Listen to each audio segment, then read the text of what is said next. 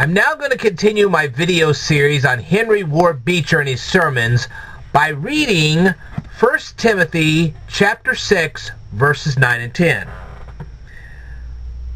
But those who desire to be rich fall into temptation and a snare, and into many foolish and harmful lusts, which drown men in destruction and perdition. For the love of money is the root of all kinds of evil, for which some have strayed from the faith in their greediness, and pierced themselves through with many sorrows. Now, let's take a look at that a little more carefully. It says, but those who desire to be rich, these people aren't rich yet. They desire to be rich.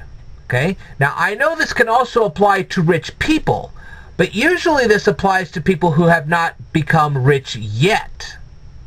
Okay? More often than not, it's people who have not yet become rich, rather than those people who have already become rich. Okay? Listen to what else it says. They fall into temptation and a snare.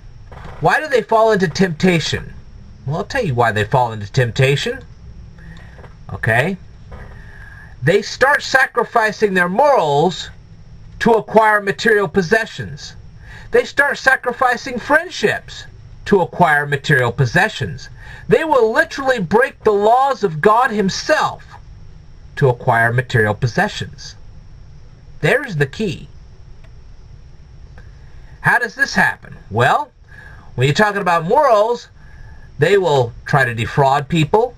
They might actually steal from people. Okay? They become conceited. What does it mean to be conceited? To have an overrated ego of yourself. To think that you're better than others because you have that money. Because you have those things. Well, I'm better than you. Look at the car I drive. Or look at the house I live in. Or look at the clothes I wear. All that bling. Get the picture? Okay. How do they sacrifice friendships? Well, I don't have time to enjoy an afternoon with you because I got to try to make more money. That's how they do that. How do they break the laws of God? Thou shalt not steal. Thou shalt not commit adultery. Thou shalt not bear false witness. They'll even bear false witness and put other people in jail just to get material possessions. That's how they break the laws. They'll even break the laws of God. Well, I don't have time for God. I got to make more money. They forget all about the Sabbath day. Get the picture? Now here's another thing. Now notice here it says in verse 10, for the love of money is the root of all kinds of evil. What does that mean? It means it's not the money that makes you evil. It's when you start loving it more than God. That's what makes you evil. And you see this. So, well, how do I see this? Well, let me tell you something. When some kid goes into a convenience store and robs the cash register, everybody wants to put him in jail. But let me tell you something. If a person defrauds millions of other people out of a ton of wealth and he never gets caught, he's considered ingenious. He's considered smart beyond anything you could ever think of. And you see this all the time. Let me tell you something. When people start bearing false witness, they destroy their reputation. Because eventually they get caught in their deceitfulness. And when they do, it's next to impossible to get that reputation back. Now, how is cheating hurting people? Well, I'll explain that real quick. It can actually hurt the person who is doing the cheating. How does that work? Okay, let's take cheating on an exam. What you're in essence doing is you're cheating yourself out of an education that you're going to need later on to earn money. That's how that one works. When you cheat on an exam, you cheat yourself. When you commit adultery with another person's spouse, Well, how is your spouse supposed to trust you? Let me tell you something. In a relationship, trust is a big thing. And if your spouse can't trust you, they'll probably leave you. They'll leave you high and dry. So when you cheat with somebody else, what actually happens is you end up cheating yourself, because then your spouse leaves because they can't trust you anymore. How's that for an answer? Okay? And we've already talked about being conceited. How does conceited hurt you? Well, because you get an overblown opinion of yourself and suddenly you take a great big fall, there's nobody there to help you get back up off the ground. That's how it hurts you. Okay? Now here's the way richness works. Let's say suddenly somebody comes into a great big amount of richness. They win the lottery. Okay? Now, you have to keep in mind, with that much money, you have to figure out what you're going to do with it. You go out, you buy a bunch of stuff. You buy a new home, you buy a new car, you buy all these brand new possessions. Well, now you got to have a place to put those possessions in. You got to buy insurance for all those possessions. It's a lot of paperwork and a lot of stress. So the richness starts out by getting you a lot of the things you want, but then you have to figure out what to do with all that stuff. Where are you going to put it? How are you going to secure it? How are you going to make sure it doesn't get destroyed somehow? You got to insure all of it. That's a lot of paperwork and a lot of stress. And you know what happens when you go through that much stress? Well, I'm going to tell you what happens to you when you go through that much stress in just a second. But let's go one step further with this. You win the lottery, and a lot of your fair-weathered friends, notice how I said that, a lot of your fair-weathered friends, these are not your real friends, these are fair-weathered friends. They'll only be your friend until you're poor again. Oops. But a lot of these fair-weathered friends start putting the heat on you, saying, well, hey, you got all this wonderful money, why don't you give some of it to us? That's what they do. Hey, why don't you buy us a bottle of bubbly? You can afford it. See what I mean?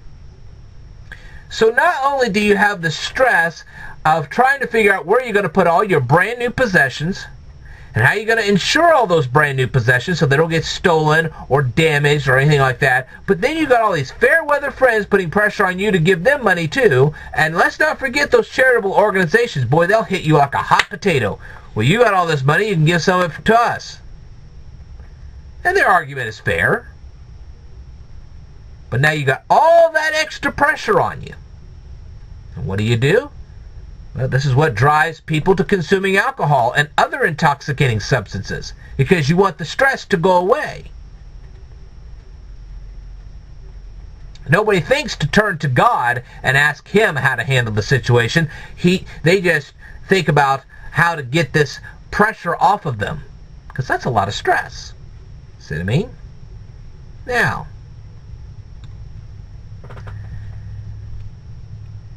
so you've got all this stress, you're using all these intoxicating substances to try to get that stress out of your system instead of turning to God instead. And then you got all these brand new temptations. Well, hey, you can have a yacht now, you're rich. Hey, you can have any spouse you want because you're rich. Got to watch out for things like that. Get one how shall we say it? Let's say you get a spouse that you misjudge. So that spouse somehow figures out how to defraud you of all your money, leaves you at the curb and takes your money away. That can happen. People don't think about things like that. See what I mean? When you acquire riches slowly, you can have time to figure out who your real friends are and who your fair weather friends are. When you acquire riches slowly, you can then figure out what kind of stuff to buy, how to store all that stuff you buy, and then on top of that, you can then figure out how to insure all that stuff properly so that it doesn't get lost or stolen. And it also gives you time to learn how to deal with these fair weather friends and these charities that bug you on a regular basis.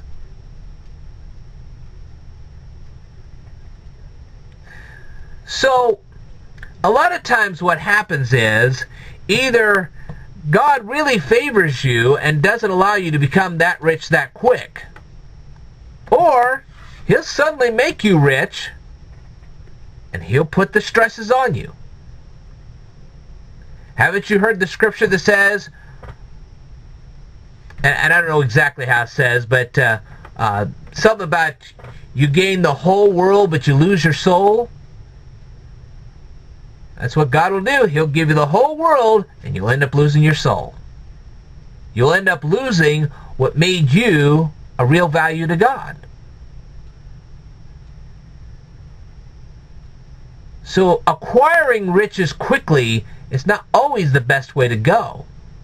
So when you're standing there wishing you won the lottery, you may want to think twice. You may be actually thanking God that you didn't win the lottery because you weren't prepared to handle the money that was going to come in. And all the things that come with that money. Especially the stress that comes with that money. Do you see what I mean? If God sees that you can manage the little you have now, He'll give you a little bit more and a little bit more because He knows you can already manage what you have now. If you can't manage what you have now, God either won't give you any more or He'll pour tons down on you and allow you to crash and burn. You don't want God to crash and burn you. Be thankful for what you have now. And learn how to manage things now so that God can give you more and then you can manage that as well.